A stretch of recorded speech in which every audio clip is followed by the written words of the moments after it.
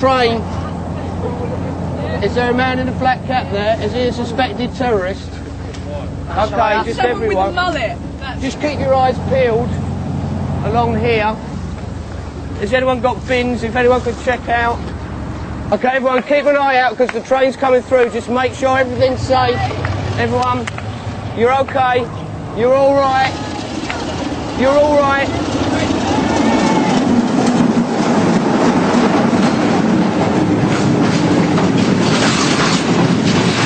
Well done, everyone. Well done. People's Militia.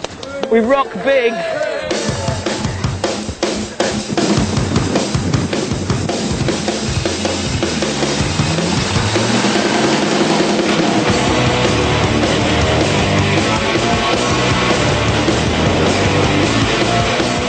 We're up here on board the helicopter of Truth, following the train to make sure that there are no terrorist threats, there are no delays, there is nothing that can go wrong. And we're going to be following the train to make sure there's no assault from the air.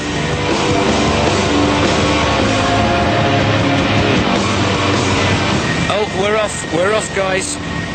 Okay, do you want to sit over here, Drew?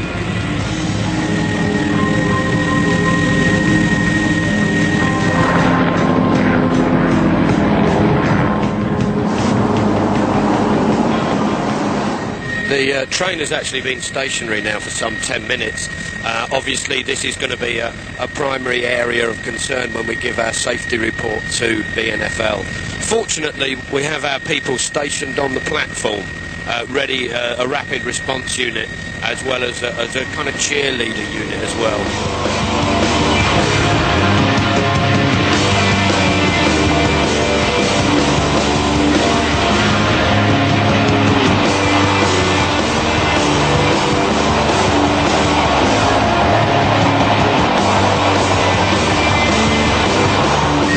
Dungeness there, Drew.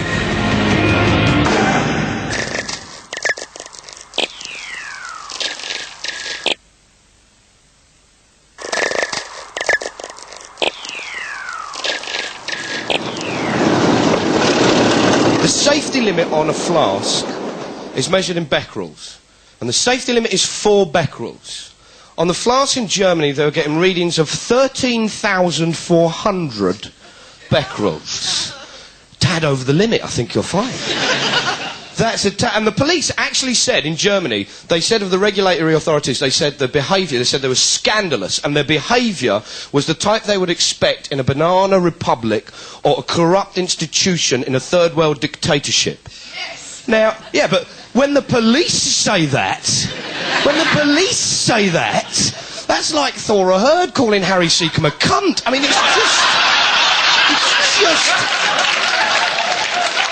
it's just off the scale.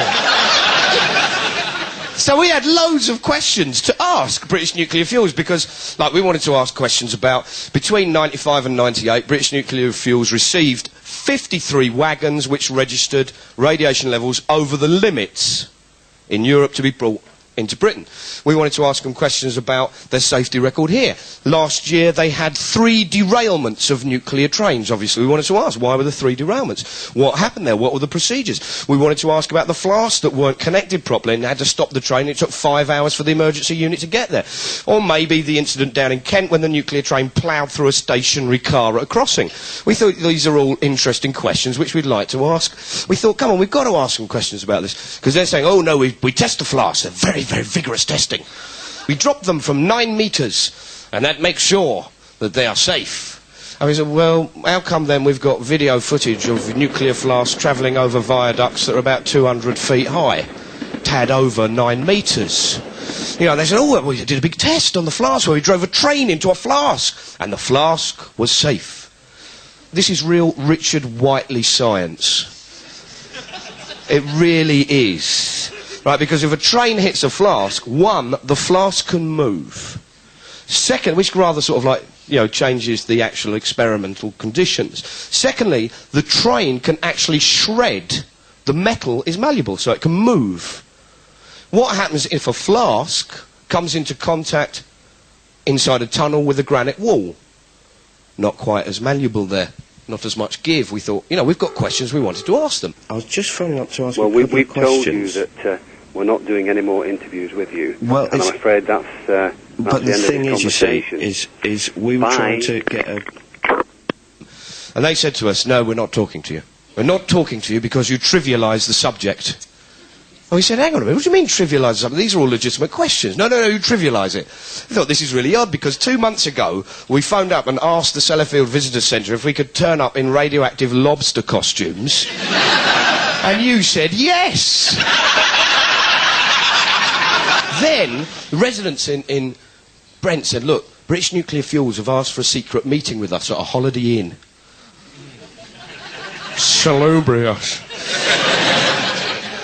And we said, oh, great. They said, yeah. They said, why don't you turn up and, you know, afterwards you could interview us about the meeting.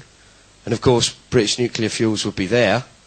If you had your cameras, you could ask them questions as well. Hello there, I'm Mark. Pleased to meet you. Hi. Hello.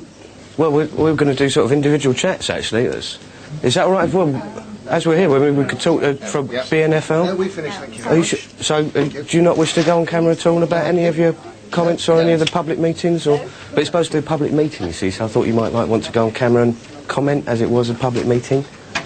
So, it was just to ask you questions about sort of, you know, whether you're happy with security, whether you're happy with, you know, whether you're happy with the sort of incident level. Oh, excuse me. We're just wondering, are you not... Whether you're happy with the derailment process? With Britain's Hill programme, you asked for an interview. Well, I know, well, you see, but this is the point. We're just asking you. We're going to ask very sort of, like, reasonable questions about... Hello there. Oh, sorry, are we in your way there? Yeah, it's fine. I mean, we just wanted to... I mean, do you think this is publicly accountable? No? OK. They look like we've just caught them in a wank cinema. The subject of consultation, they say they're going to wait and have a period of time before they make a firm decision, but you don't seem convinced. What I found, though, a wee bit actually disturbing, because we mentioned, we can't give the name, but we mentioned 3 food stores. Would that be Tesco's and Sainsbury's? Sainsbury's, Tesco's and other supermarket chains. They never came out of me. But they had actually told us that they had actually consulted with these food stores about their actual proposals. And in their view, the food stores had no opposition to it. I find that extremely hard to believe. And they said that Tesco's and Sainsbury's had been consulted, and Tesco's and Sainsbury's... to have the train passing through. One day it could be transporting milk, and the following day it could actually be transporting nuclear rods.